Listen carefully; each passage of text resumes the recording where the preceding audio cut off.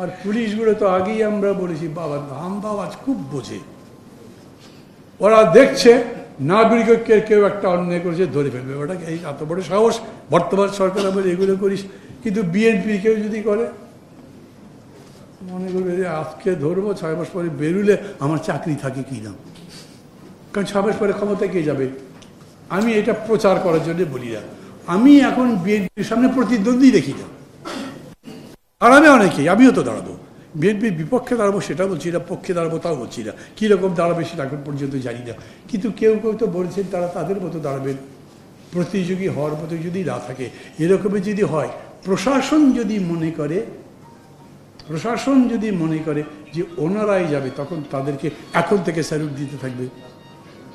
আর ধরেন জিতুক হারুক তো পরের কথা, খোদ প্রধান উপদেষ্টা যদি হাজার হাজার মাইল উড়ে গিয়ে বিএনপির রিয়ালি কার্যকরী যেটা তার সাথে বসে নির্বাচনের তারিখ ঠিক করে, তার সমস্ত বলবে বিএনপির সাথে কথা না বলে তো কিছু হবে না। এরকম করে একটা পরিস্থিতি তারাই তৈরি করছেন, অথচ এটার আরো ভালো সমাধান করা যেত। এটা এমনভাবেই করা যেত যে সরকার সম্পর্কে কেউ সন্দেহ করতে পারতো না, সরকার সম্পর্কে প্রশ্ন তুলতে পারতো না, কিন্তু কাজটা ঠিক মতো করা যেত, আমি মনে করি করা যেত। এখন এটা এমন হতে পারে, আমি যদি বলি আমার কথা আমার মুখে মানায় কিনা, কিন্তু এটা ঠিক, আমি রাজনীতি করি। শাইনি চুলে এখন হবে সব হেয়ারস্টাইল, সিল্কোর দ্বিগুণ শাইনি চুল প্রতিদিন। আপনি রাজনীতি করেন না, সাকিব আল হাসানকে যদি ফুটবল খেলতে নামিয়ে দেন ও ভালো খেলতে পারবে না। যার যেটা কাজ, যিনি যেটা করেননি সেটা কি করেন, আমি এরকম করে বলি, হোসেন মোহাম্মদ এরশাদ রাজনীতি তো করতেন না, এবার জিয়া রহমানও তো রাজনীতি করতেন না, কিন্তু দেখেন জিয়া রহমান এমন একটা দল করে গেছেন, আজ সেটা দেশের সবচেয়ে বড় দল। উনি পারলেন আর আপনি পারেননি। আপনি যখন পারেননি তখন যারা এসব বোঝে তাদের সাথে কথাবার্তা বলেন, কথা মতো চলেন। আপনি ওই সংস্কারের ব্যাপারে ঐক্যবদ্ধ করবার জন্য জান দিয়ে দিচ্ছেন, নির্বাচনের তারিখ ঠিক করার ব্যাপারে কেন ঐক্যবদ্ধের চেষ্টা করলেন না? এই যে সাইবার সুরক্ষা অধ্যাদেশের কথা বলছেন এখন, সেইটা সম্পর্কে আমরা আপত্তি করছি।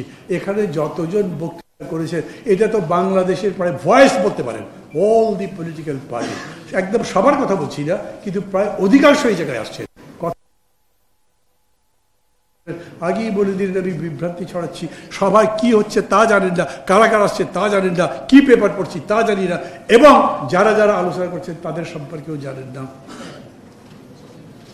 বিদেশে চাকরি করেন, বড় দুটো একটা ইউনিভার্সিটির বড় বড় ডিগ্রি আছে, এই জন্য যদি মনে করেন আপনার সবচেয়ে জ্ঞানী লোক, দেন ইউ আর রিয়েলি ফুল।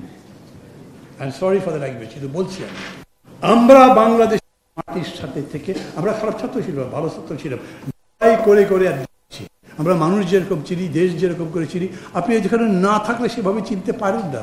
আপনার দরকার আমার সাথে আসেন, আমি আপনাকে বন্ধুর হাত বাড়িয়ে তো দিয়েছি, এখনো পর্যন্ত বলি এই সরকারকে সহযোগিতা করি। কেন? একটা ইন্টারেস্টের জন্য।